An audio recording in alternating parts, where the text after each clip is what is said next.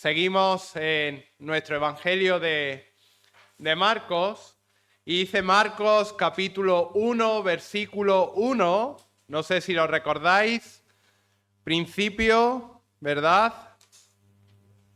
Fijaros, Marcos 1:1 dice principio del Evangelio de Jesucristo, Hijo de Dios. Y no me he vuelto loco, no vamos a retroceder 12 capítulos atrás, pero si recordáis, hace ya un año y largo que comenzábamos con el Evangelio de Marcos, si recordáis, este era el propósito por el cual Marcos escribe este Evangelio, para mostrar, ¿verdad?, que el Señor Jesucristo, que Jesús, ese que nació en Belén, que vivió en Nazaret, era el Hijo de Dios, era el Mesías. Por eso dice principio del Evangelio de Jesucristo, Hijo de Dios. Y si veis todo lo que estamos estudiando a lo largo del Evangelio, cada uno de los acontecimientos que suceden en su vida, todas las obras, todos los milagros que el Señor Jesucristo hizo, fue con el propósito de ¿qué? De demostrar su deidad. Estamos estudiando a lo largo del Evangelio de Marcos que el Señor Jesucristo vivió una vida sin pecado, que mostró a la perfección el amor de Dios y mostró su poder, ¿verdad?, sobre todo lo creado, sobre lo visible y sobre lo invisible. Incluso sus adversarios nunca negaron el poder sobrenatural, nunca negaron los milagros que el Señor estaba haciendo y tampoco la sabiduría inigualable del Señor. De hecho, fijaros en el Evangelio de Juan, en el capítulo 8, versículo 46, dice: ¿quién de vosotros me redarguye de pecado? Y dice ese versículo que nadie contestó, quedó sin respuesta. Es decir, el Señor Jesucristo, que mostró su poder, que hizo milagros, que nunca pecó, nadie lo pudo acusar de pecado. El Señor Jesucristo era el Mesías.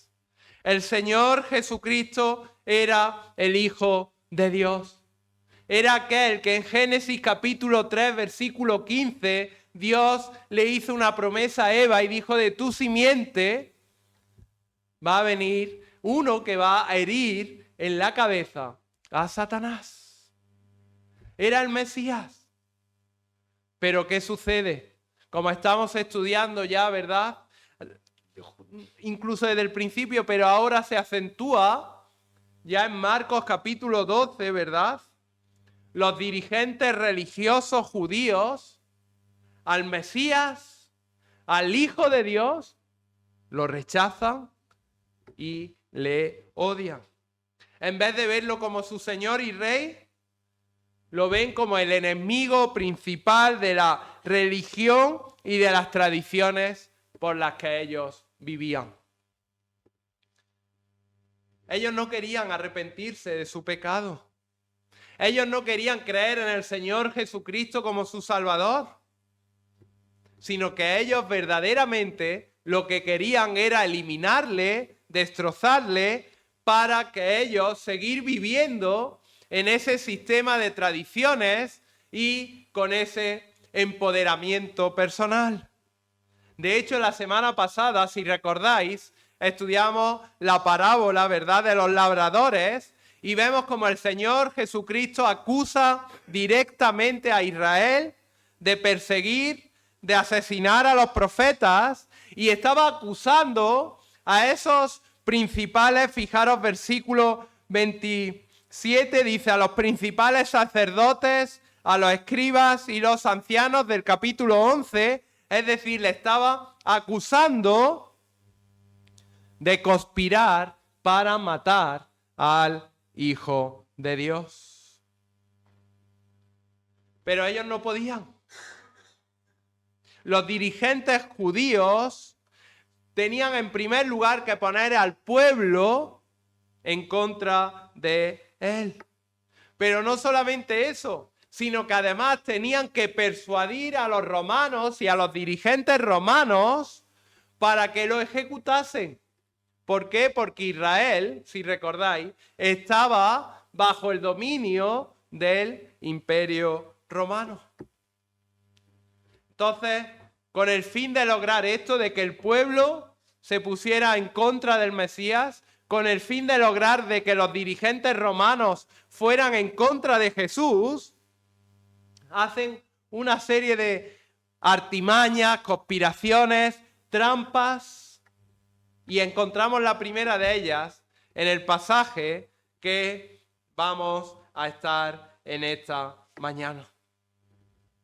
Fijaros, Marcos capítulo 12, vamos a ver los versículos del 13 al 17. Marcos capítulo 12, versículos del 13 al 17. Dice así la palabra del Señor. Y le enviaron algunos de los fariseos y de los herodianos para que le sorprendiesen en alguna palabra. Viniendo ellos, le dijeron: Maestro, sabemos que eres un hombre veraz y que no te cuidas de nadie, porque no miras la apariencia de los hombres, sino que con verdad enseñas el camino de Dios. ¿Es lícito dar tributo a César o no? ¿Daremos o no daremos? Mas él, percibiendo la hipocresía de ellos, les dijo: ¿por qué me tentáis? Traedme la moneda para que la vea. Ellos se la trajeron y les dijo: ¿de quién es esta imagen y la inscripción? Ellos le dijeron: de César. Versículo 17. Respondiendo, Jesús les dijo: dad a César lo que es de César y a Dios lo que es de Dios. Y se maravillaron de él. Qué pasaje que nos muestra, queridos hermanos, la hipocresía de Israel. Este pasaje nos enseña la hipocresía. Y vamos a ver cómo los hipócritas religiosos se alían entre sí. Vamos a ver cómo los hipócritas religiosos dicen cualquier cosa para salirse con la suya. Y vamos a ver cómo los hipócritas buscan falsamente la verdad. Y comenzamos con el primer punto de nuestro bosquejo, y es que los hipócritas religiosos se alían entre sí. Fijaros, versículo 13. Dice la palabra del Señor: y le enviaron algunos de los fariseos y de los herodianos para que le sorprendiesen en alguna palabra. Había estado conspirando para eliminar a Jesús. De hecho, fijaros, Mateo capítulo 22, versículo 15,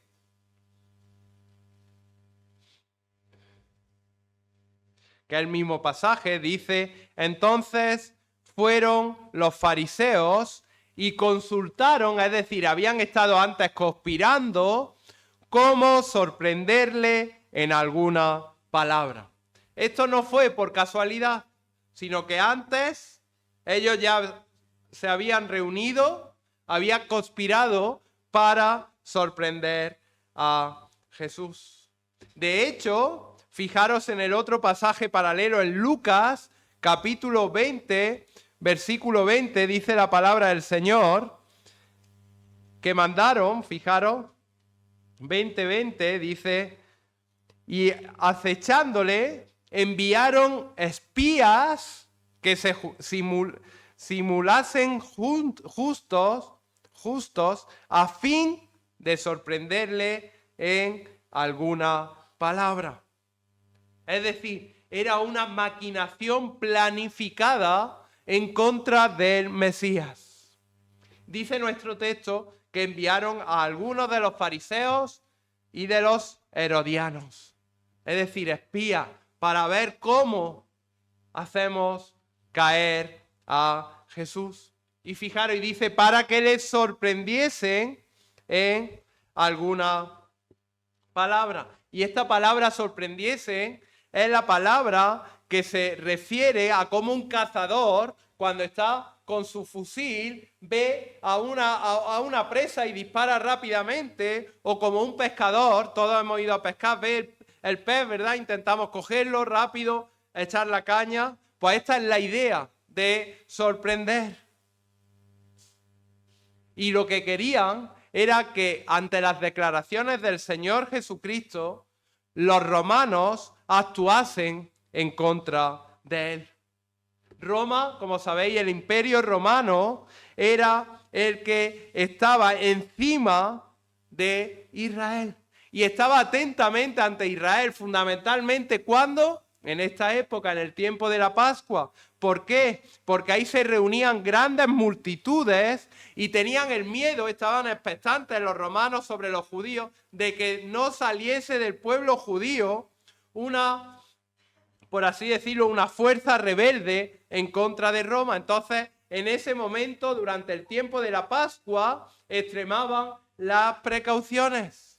Por tanto, decían, si en ese momento logramos que el Señor Jesucristo haga una declaración en contra de Roma, ya lo tenemos. Vamos a decírselo al Imperio Romano, vamos a decírselo al gobernador, vamos a tacharlo de un revolucionario político que va en contra de Roma. ¿Y qué vamos a hacer? Lo vamos a entregar al poder y la autoridad del gobernador, como dice Lucas. Y no solamente eso, sino que además, sino que lo iban a desacreditar delante de los ojos del pueblo. ¿Por qué? ¿Qué esperaban los judíos? A Jesucristo como el Mesías, libertador ¿de quién? De Roma, del Imperio Romano. Entonces dicen, ya está, ya lo tenemos. Ya lo tenemos.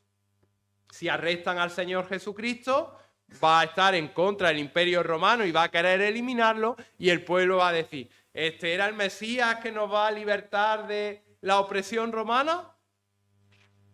Este era un farsante, que es lo que ellos querían que pensase. Entonces, fijaros, dice el texto, fijaros, versículo 13, enviaron a algunos de los fariseos y los herodianos. Eso, si lo trasladamos a nuestro lenguaje, salvando la distancia, es como enviaron a algunos de Vox y de Podemos. Enviaron a algunos del Madrid y del Barcelona. Es lo mismo, fariseos y herodianos. Estaban en las antípodas ideológicamente.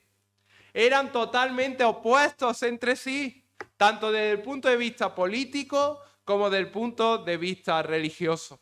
Los fariseos defendían la ley, los herodianos eran menos religiosos y violaban todo lo que era sagrado para los judíos. Los fariseos estaban preocupados de la ley de Dios, los herodianos estaban preocupados de la ley de Roma. Los fariseos se dedicaban más a Israel, los herodianos se dedicaban más a Roma. Los fariseos eran intensamente religiosos, los herodianos eran intensamente políticos.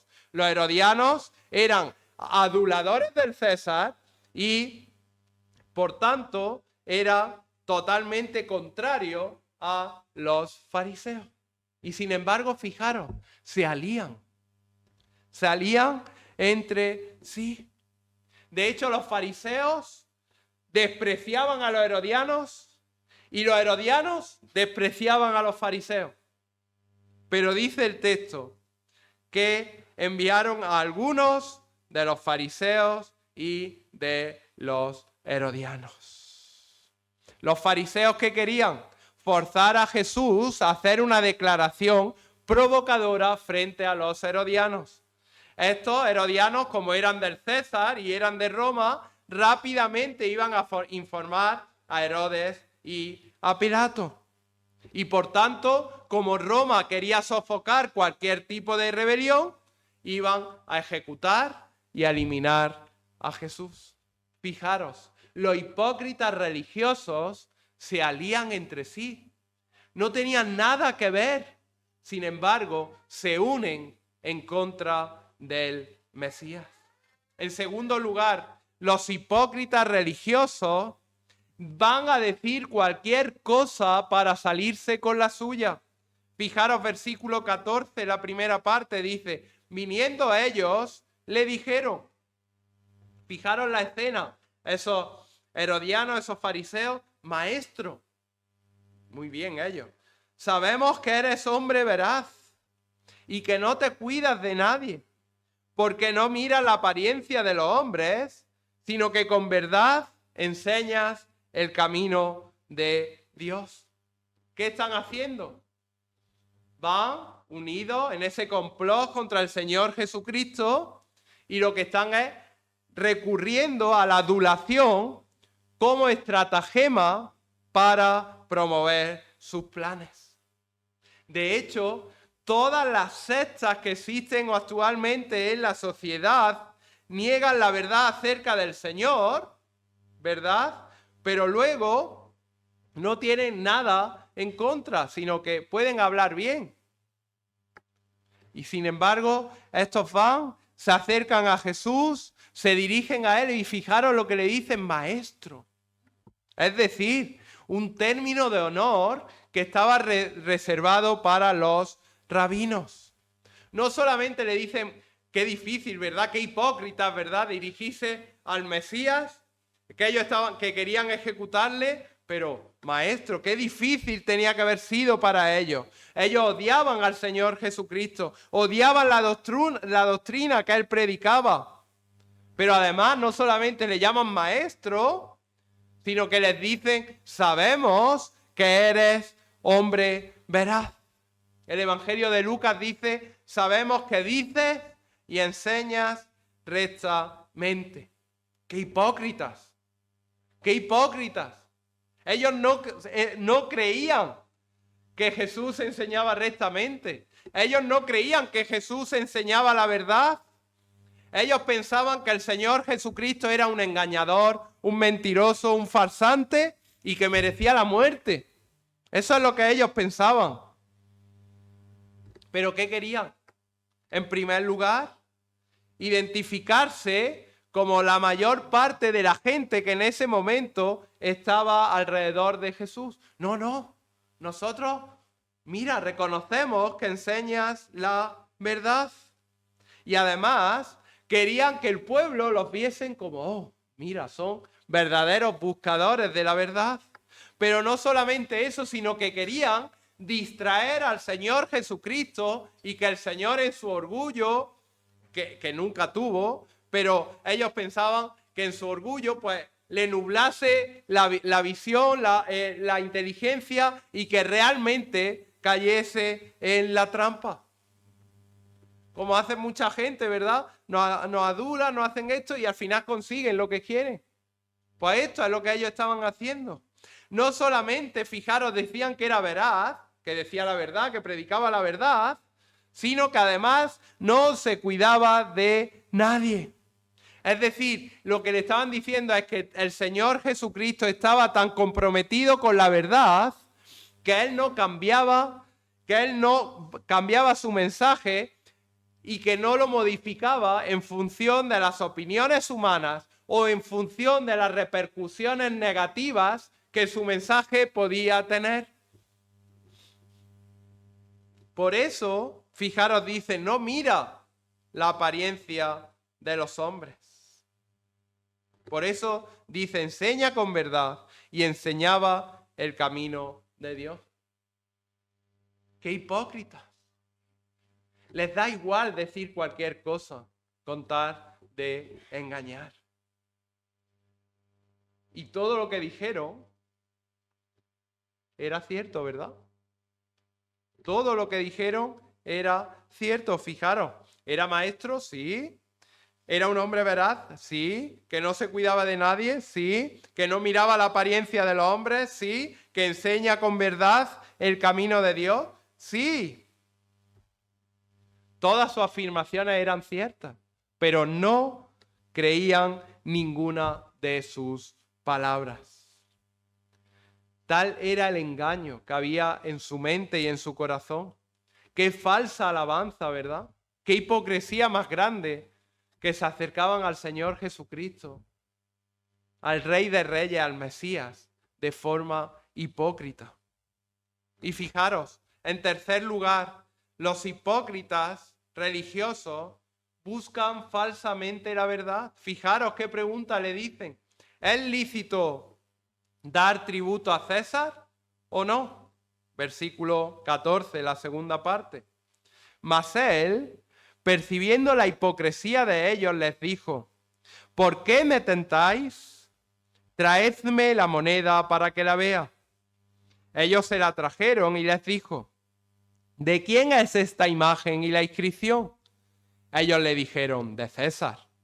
Respondiendo, Jesús les dijo: dad a César lo que es de César y a Dios lo que es de Dios. Y se maravillaron de él.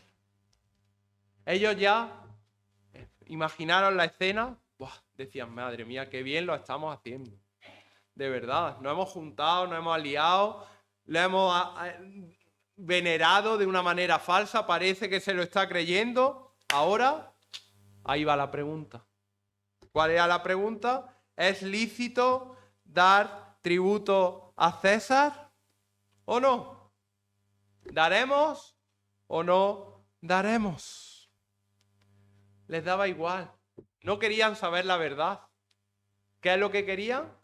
Desacreditar públicamente a Jesús. Esperaban que Jesús tuviera que contestar que los judíos no tenían que pagar el impuesto porque pagar el impuesto sería violar la ley de Dios.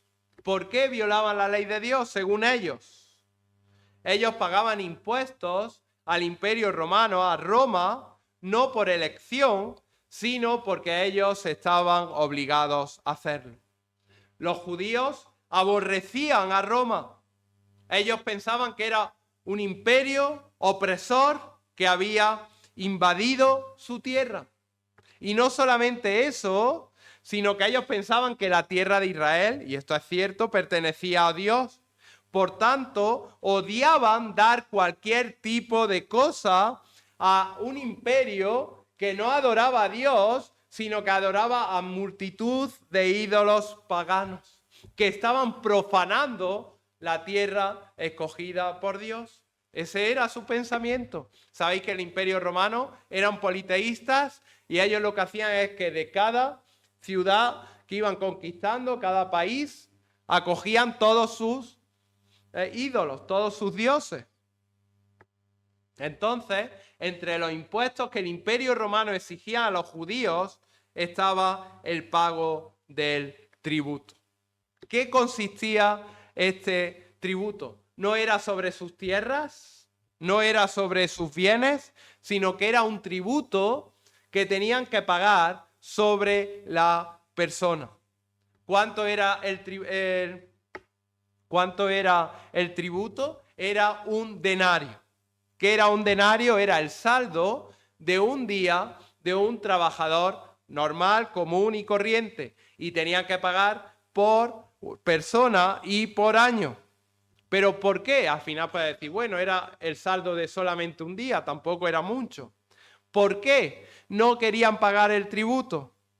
Era porque lo que implicaba dar ese tributo era decir que el César, el gran gobernador del Imperio Romano, era el dueño de los judíos.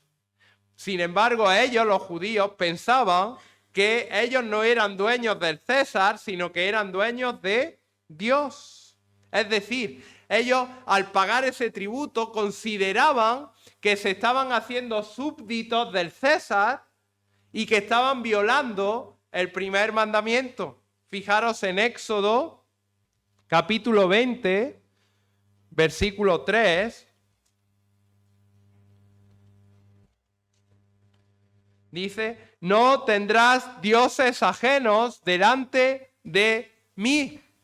Y ellos pensaban, si yo estoy pagando ese tributo a César, estoy adorando a ese Dios cuando verdaderamente yo pertenezco al Dios de Israel.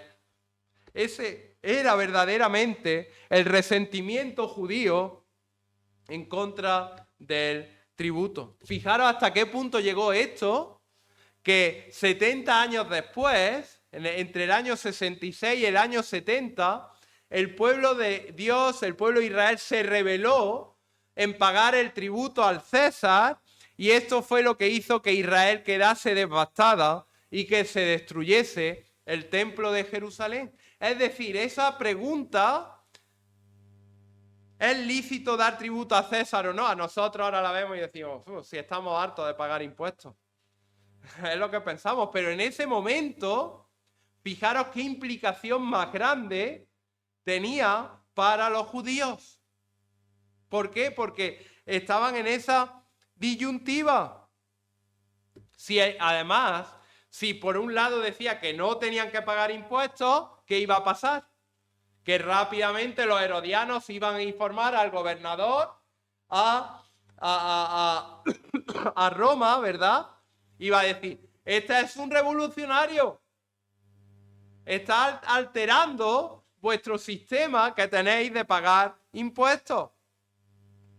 Si contestaba que tenían que pagar impuestos, el pueblo iba a decir, Dios mío, ¿qué está diciendo este hombre? ¿Está diciendo el Hijo de Dios que violemos el mandamiento, el primer mandamiento? ¿Está diciendo que seamos súbditos del César y que no pertenezcamos a Dios? Fijaros qué pregunta, qué encrucijada. Contestase lo que contestasen, humanamente hablando, ellos pensaban que ¿qué? Lo vamos a atrapar. Lo tenemos. Pero fijaros cómo cambia el enfoque. En esa callejón sin salida cambia el enfoque, cambia el relato y vemos la sabiduría y el conocimiento infinito del Señor Jesucristo. En este mismo pasaje dice que Él sabía lo que había en el hombre y percibió, fijaros, versículo 15, percibiendo la hipocresía de ellos. Dice Lucas, viendo la astucia de ellos. En Mateo, en este mismo pasaje, dice, viendo la malicia de estos fariseos y herodianos. ¿Cómo le responde el Señor? ¿Por qué me tentáis? Y dice Mateo, hipócritas. ¿Por qué me tentáis, hipócritas? No estaban buscando saber la verdad. No estaban buscando verdaderamente a Cristo. Sino que, como espero que esté quedando claro, trataban de atraparlo, de acusarlo, para poder ejecutarlo. Y la respuesta del Señor, qué sabiduría, ¿eh? Fue sencilla. Dice, traedme la moneda para que la vea.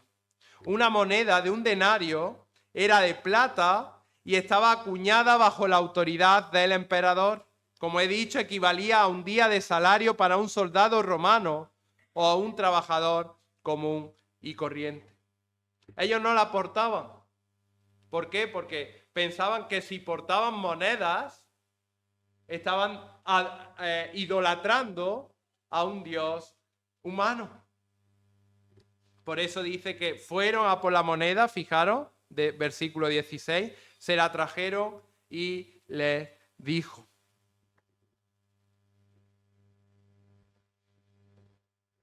¿De quién es esta imagen y de quién es la inscripción? Ellos le dijeron, de César. Y fijaros qué respuesta le hizo el Señor Jesucristo. Dad a César lo que es de César y a Dios lo que es de Dios. ¿Qué respuesta? ¿Qué estaba diciendo el Señor con esta afirmación? Jesús está enseñando claramente que pagar impuestos a un gobierno secular es una obligación. Ellos tenían que pagar el tributo. Ese dad se refiere a devolver algo que se debe. Y aún hoy esa verdad permanece. La Biblia enseña que el gobierno, cada gobierno, es una institución de Dios. Fijaros, Romanos capítulo 13.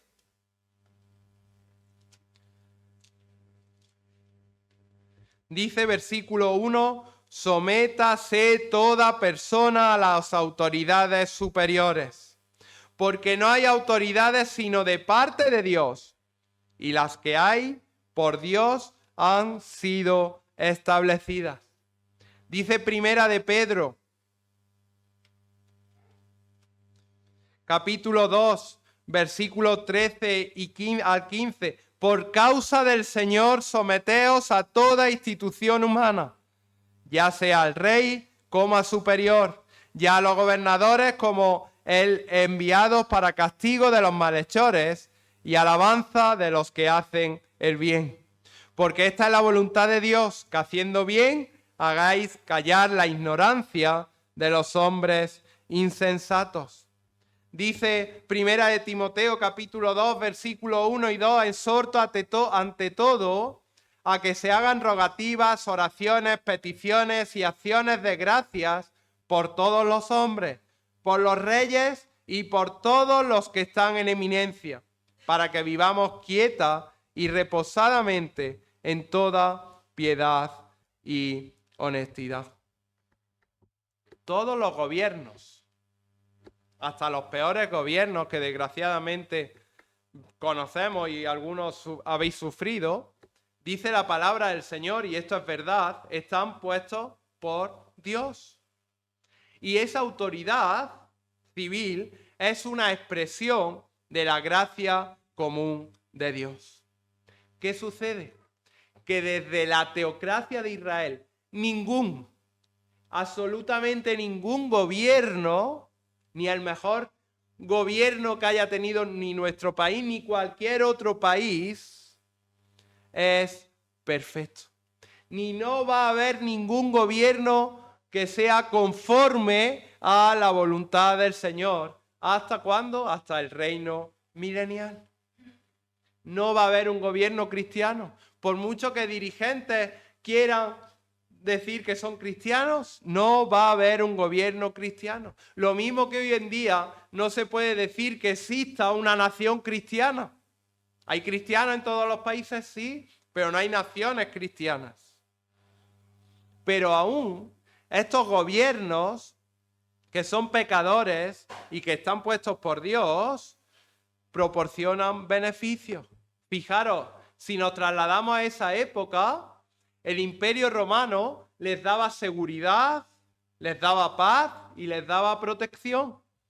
Además, no solamente eso, sino que el Imperio Romano se caracterizó por construir numerosas calzadas, caminos, que hacía que el comercio fuese cada vez más rápido y que de esa manera su economía mejorase. Por lo tanto, lo que el Señor está diciendo en este pasaje es que como recibimos parte de los gobiernos esa gracia, por ejemplo en España la sanidad, la educación, muchas cosas, ¿verdad? Las recibimos aún de gobiernos que son imperfectos. Nuestra obligación como ciudadanos es pagar los impuestos. ¿Por qué? Porque nos estamos beneficiando de ellos.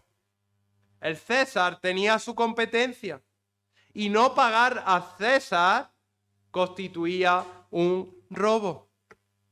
Por tanto, el Señor enseña que debemos de pagar los impuestos y si no pagamos nuestros impuestos, estamos desobedeciendo la palabra del Señor y estamos robando porque estamos no devolviendo algo que nos es dado. ¿Cuándo podemos desobedecer, y no nos vamos a meter en este tema, a un gobierno? Cuando ordene algo que sea totalmente contrario a la ley de Dios. Si un gobierno prohíbe algo contrario a la ley de Dios, nosotros nos podemos rebelar contra lo que dice ese gobierno. Cuestiones, por ejemplo, como alguna sencilla, el aborto. Imaginaros que fuésemos médicos. ¿El gobierno permite en nuestro país que se practique el aborto? Sí, pero nosotros nos podemos negar. ¿Por qué? Porque va en contra de la ley de Dios. Pues así en muchas cosas que nos encontramos en nuestro día a día. Eso no quiere decir que vayamos en contra del gobierno. Respetamos a los gobiernos, oramos por ellos, oramos para que en su necedad y en su pecado el Señor les dé algo de misericordia y vivimos, ¿verdad?, en esa gracia común. Pero fijaros, de mucha mayor importancia que dar al César lo que es del César, que es, fijaros la segunda parte, dad a Dios lo que es de Dios. Los líderes judíos, recordar el contexto, se oponían a dar al César lo que se le debía. ¿Pero qué estaban haciendo también? No prestaban atención a lo que correspondía a Dios. Fijaros, tenían al Hijo de Dios delante y no le estaban honrando. Tenían al Señor Jesucristo que merece toda la honra y querían ejecutarlo. ¿Obedecemos a los gobiernos? Sí. Pero ¿a quién debemos de obedecer por encima de todo? ¿Cuál es el más grande mandamiento? Amarás al Señor tu Dios con todo tu corazón, con toda tu alma, con toda tu mente y con toda tu fuerza. ¿Pagamos el tributo? ¿Pagamos impuestos? La respuesta es sí, aunque llevasen la imagen del César. Las personas pertenecemos ¿a quién? A Dios. ¿Y qué estamos hechos? A su imagen y semejanza.